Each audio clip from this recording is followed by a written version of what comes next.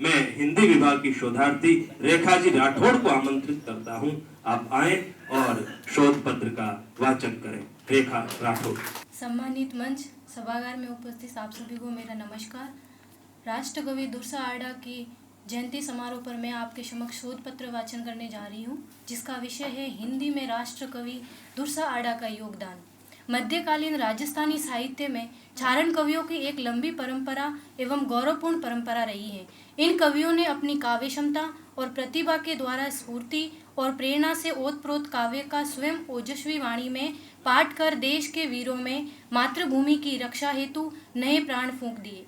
कलम के धनी इन रचनाकारों ने कई युद्धों में स्वयं तलवार चलाकर अपने आदर्शों के लिए मर मिटने की अमूर्त भावनाओं को साकार किया।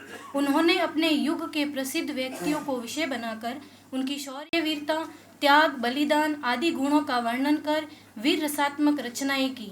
इसी परंपरा में कवि दुर्सा आडा अत्यंत ही लोकप्रिय कवि रहे। राजस्थानी भाषा और साहित्य को समृद्ध बनाने में मध्यकाल के चारण कवि दुर्सा आडा का विशेष योगदान रहा है। विदेशी दासता के विरुद्ध तथा आत्मस्वाभिमान एवं स्वतंत्रता की रक्षार्थ हेतु संघर्ष की भावनाएं उत्पन्न करने में उनकी रचनाएं पीढ़ी दर पीढ़ी गाई गई।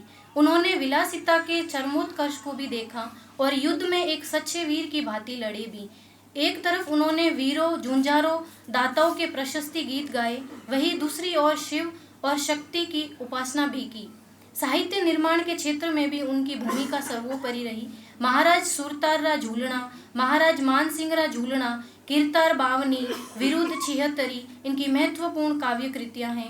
विरुद्ध छिहत्तरी इनकी ऐसी रचना है जिसमें महाराणा प्रताप की प्रशंसा में कहे गए 76 सोरठों का संकलन किया गया है।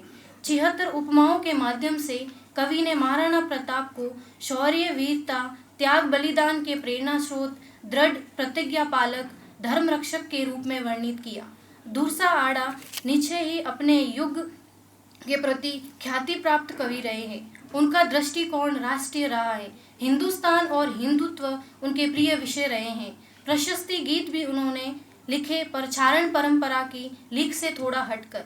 इन्होंने जिस विस्तृत राष्ट्रीय फलक को ध्यान में रखकर काव्य निर्माण किया, यही उनकी अति प्रसिद्धि का एक मूल कारण है। वे बादशाह अकबर के अतिरिक्त अन्य मुगल शासकों के भी आश्रित कवि रहे। हिंदी की भक्तिकालीन काव्य धारा में उत्पन्न दुर्सा आडा वीर रस के कवि माने जाते हैं। उन्होंने अपनी अधिकांश रचनाओं में शौर्य, वीरता का वर्णन किया। विरुद्ध छिहत्तरी में कवि ने महाराणा प्रताप की शौर्य, वीरता, मातृभूमि के प्रति रक्षार्थ हेतु प्राणोत्सर्ग की भावनाओं का वर्णन किया। वे कहते हैं, बड़ी विपत्त सह वीर, बड़ी कित खाटी वसु, धर्म धुरंधर धीर, पोरस धीनो प्रताप सी। आगे कवि कहते हैं, अकबर जासी आप, दिल्ली पासी दूसरा, पूर्ण राशि प्रताप, सुजसन जासी सूरमा। इस प्रकार कवि ने संपूर्ण राजस्थानी साहित्य और इतिहास में अपनी महत्वपूर्ण भूमिका निभाई।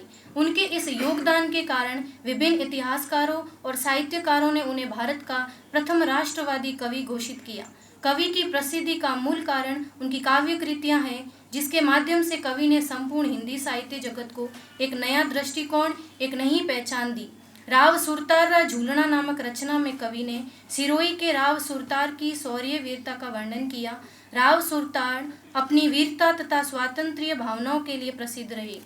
झूलना राव अमर सिंह गज सिंह गोत्रा में जोधपुर के महाराजा गज सिंह के बड़े पुत्र राव अमर सिंह की वीरता इतिहास प्रसिद्ध है। झूलना राव मेगारा ये कवि की एक लघु रचना है। इसमें तत्कालीन मेवाड़ राज्य के ठिकाने बेगू के चोंडावत शाखा के सरदार राव मेगा द्वारा महाराज अमर सिंह के समय में शाही सेना से किए गए युद्ध का वर्णन है। इस ग्रंथ में एक सच्चे वीर की वीरता बड़े ही प्रभावशाली ढंग से कवि ने चित्रित की है।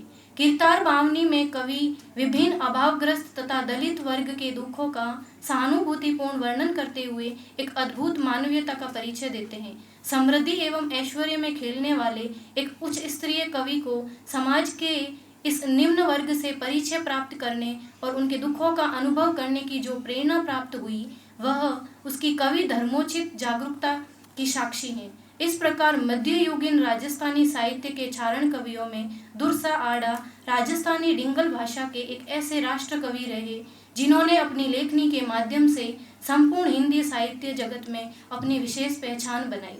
धन्यवाद।